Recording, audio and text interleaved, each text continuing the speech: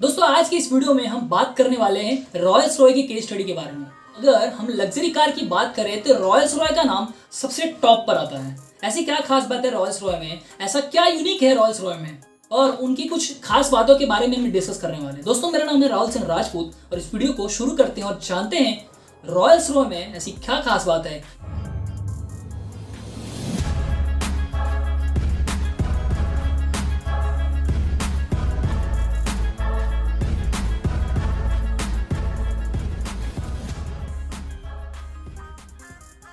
दोस्तों सबसे पहले जानते हैं कि इसकी शुरुआत किसने की और कैसे की, क्योंकि हम सभी के अंदर एक उत्सुकता होती है कि इतने बड़े ब्रांड की जो स्टार्टिंग है वो कैसे हुई।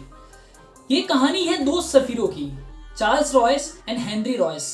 दो सफीरों की कहानी है। इनिशियली उनको बहुत सारे लोगों ने समझाया है कि आप एक ऐसी कार बनाइए जो कि काफी अफोर्डेबल हो, लोग उसका अच्छे से यूज कर सकें। लेकिन इन दोनों के दिमाग में कुछ और ही था। इन्होंने वर्ल्ड की सबसे बेस्ट कार बनाई और वो भी प्राइस की चिंता किए बिना। और आज आपके सामने उनका रिजल्ट है। दोस्तों रॉयल्स रॉय की हम स्ट्रेटजी के बारे में जानते हैं कि इतना बड़ा सक्सेसफुल ब्रांड, इतना लग्जरी ब्रांड उन्होंने कौन कौन सी स्ट्रेटजी यूज करके बनाया। सबसे पहला जो पॉइंट आता है वो अपने डीलर्स को ऐसे सेलेक्ट करते हैं जिनका कॉमन इंटरेस्ट हो। वो ऐसे कोई भी डीलर को सेलेक्ट नहीं करेंगे जिनका कॉमन इंटरेस्ट या फिर कॉमन गोल नहीं होगा। वो अपने डीलर्स को काफ़ी स्क्रूटिनाइज करते हैं, उससे रिलेटेड उनके जो भी नीश है, जो उनके थॉट प्रोसेस से, जो उनके गोल से सेटअप होते हैं, उन्हीं डीलर्स को वो सेलेक्ट करते हैं। उसके बाद उनकी जो स्ट्रेटजी में आता है, जितने भी उनके कस्टमर्स होते हैं वो उनको अपने एक्सक्लूसिव डिनर पर इन्वाइट करते हैं।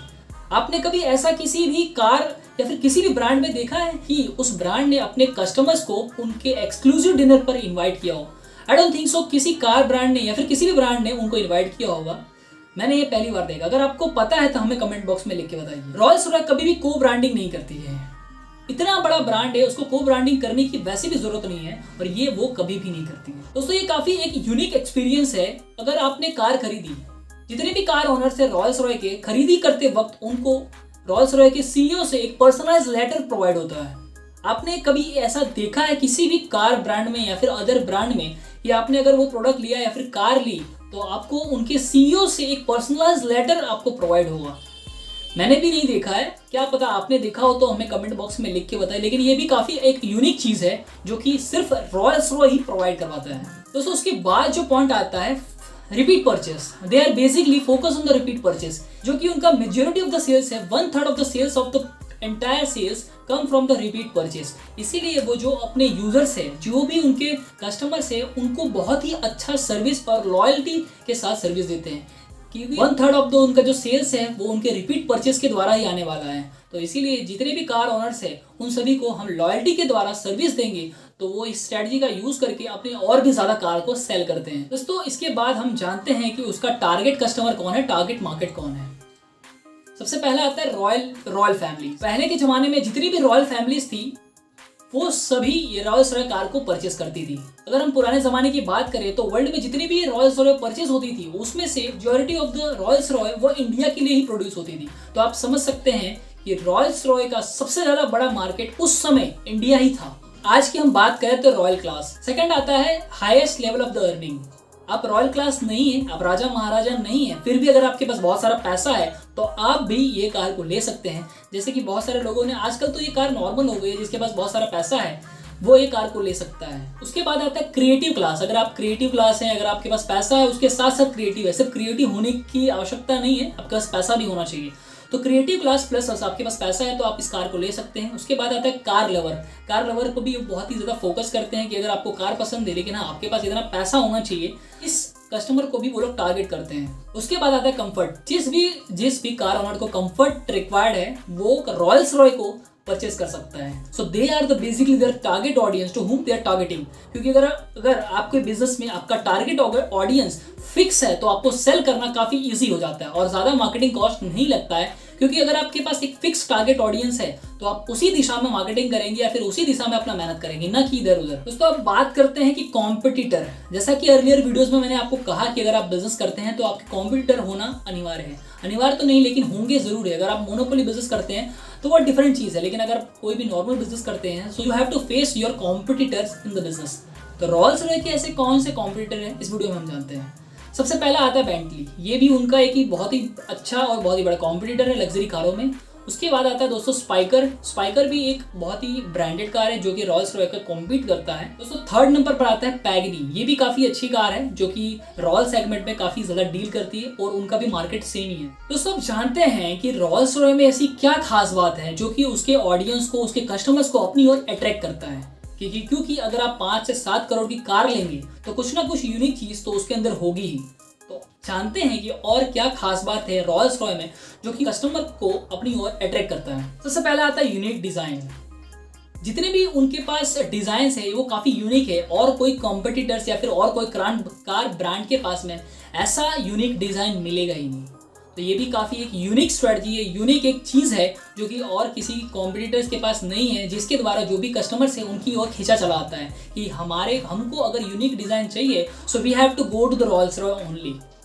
दोस्तों उसके बाद आता है हैंडमेड। सारी चीज़ें हैंडमेड होती है, कस्टमाइज होती है। कस्टमर्स को जो रिक्वायरमेंट होगी उसके हिसाब से वो अपने कार्स को कस्टमाइज भी करते हैं। आपको ये कार चाहिए, हाँ उससे रिलेटेड जितनी भी कस्टमाइज चीज़ें चाहिए हम आपको उस चीज़ में लगा के देंगे और ये भी हमारी स्पेशलिटी है और कोई ब्रांड आपको ये करके नहीं दे सकता। तो ये स्पेशलिटी है रॉयल्स रॉय में जो कि यूनिक चीज़ें अपने कस्टमर्स को दे पाता है। दोस्तों थर्ड नंबर पर आता है वुडन पार्ट्स। अगर आप कार रॉयल्स रॉय में बैठे होंगे तो आपको वहाँ पर वुडन पार्ट देखने को मिलेगा जो कि काफ़ी एक रॉयल फील करवाता है और ये किसी अदर उसके कॉम्पिटिटर्स के पास नहीं देखने को मिलता है। सॉयल लोगों को बेसिकली ये कार पसंद आती है इसलिए। फोर्थ आता है सेफ एंड कंफर्ट। आपने बहुत सारा पैसा उसमें लगा दिया लेकिन मेन चीज़ें अगर 2 चीज़ें आपके पास नहीं होगी, सेफ्टी और कंफर्ट, तो सारा पैसा बर्बाद है। और ये रॉयल्स रॉय इसमें भी ज़्यादा फोकस करती है क्योंकि बेसिकली उनको फोकस करना ही पड़ेगा क्योंकि इतना महंगा कार है तो उनको सेफ्टी और कंफर्ट पे फोकस करना ही पड़ेगा। दोस्तों हमने अर्लियर पॉइंट्स में बात किया कस्टमाइजेशन के बारे में, तो अगर मैं बात करूँ तो उनके पास नियरली अबाउट 44,000 कलर हैं जो कि कस्टमाइज हो सकती है। अगर किसी ऑनर को इनमें से कोई भी सेलेक्ट करना हो तो वो उस कलर की कार 44,000 में से किसी भी कलर की कार बनाकर उनको दे सकते हैं। है ना काफ़ी यूनिक वाली चीज़। ऐसा और कोई कार के पास में है या नहीं है आप हमें कमेंट बॉक्स में लिख कर सजेस्ट भी कर सकते हैं। दोस्तों इसके बाद हम बात करते हैं कि इतना ज़्यादा इनोवेशंस वो कहाँ से लेके आते हैं।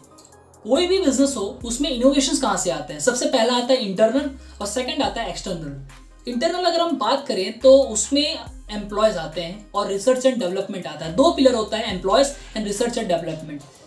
हम अगर इतना ज़्यादा महंगा कार है तो बेसिकली जो एक नॉर्मल सी बात है रॉयल्स रॉय जो है वो काफ़ी ज़्यादा अपना इन्वेस्टमेंट करता है रिसर्च एंड डेवलपमेंट पे, जिससे वो अपने यूजर्स को बहुत ही अच्छी कार और एक्सपीरियंस दे पाए रिसर्च एंड डेवलपमेंट से क्रिएट करके। और उसके बाद आता है एम्प्लॉयज़। उसके कार में उसके फैक्ट्री में या फिर जितनी भी कंपनीज में एम्प्लॉयज़ हैं उनसे भी वो फीडबैक लेता है कि हाँ हम इसमें क्या इंप्रूवमेंट कर सकते हैं, you can also suggest us, जिससे हम अपने कस्टमर्स को काफ़ी अच्छा यूज़र एक्सपीरियंस दे पाएँ। और उसके बाद आता है एक्सटर्नल। जो भी लेना है, जो भी हमको इनोवेशंस करना है एक्सटर्नली, उस पर हम फोकस करते हैं। उसमें आता है डीलर्स, वेंडर्स, कस्टमर्स, जो कि बहुत ही बड़ा एक पिलर होता है कि कस्टमर से हम फीडबैक ले कि आपको हमारे कार में क्या पसंद आ रहा है and what we can also add in this car.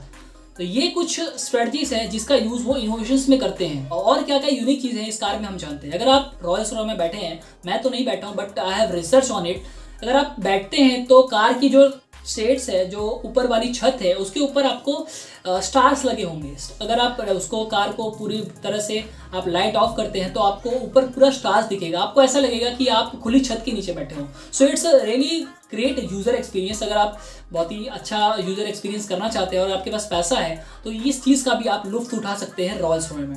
अगर हम रॉयल्स रॉय की बात करें तो रॉयल्स रॉय में बहुत ही ज़्यादा और भी फैसिलिटीज़ हैं, जैसे कि साइड में उसके पास एक रेफ्रिजरेटर होता है जहाँ पर आप अपने वाटर बॉटल्स, वाइन्स और भी उससे रिलेटेड कोई भी चीज़ आप रेफ्रिजरेटर में रख सकते हैं। और कोई भी ब्रांड के पास में पता नहीं, मुझे लगता है या नहीं है, आप हमें कमेंट बॉक्स में लिख के बताइए कि हाँ ये कार ब्रांड में भी ये फीचर्स अवेलेबल है। और जो बेसिक चीज़ें हैं वो बहुत सारी कार भी देती हैं कि सारी चीज़ें एक उनके से कंट्रोल भी हो सकती हैं। दोस्तों ये सारी चीज़ें हैं जो कि रॉयल्स रॉय अपने कस्टमर्स को देता है और काफ़ी यूनिक एक्सपीरियंस अपने कस्टमर्स को करा पाता है। और रॉयल्टी में और रॉयल कारों की बात करें तो जो रॉयल्स रॉय है वो सबसे नंबर 1 पर आता है। दोस्तों आपको ये वीडियो कैसी लगी हमें कमेंट बॉक्स में लिख के बताइए। अगर आपको ये केस स्टडी पसंद आई हो तो इस वीडियो को लाइक करें, इस वीडियो को बहुत ही ज़्यादा शेयर करें।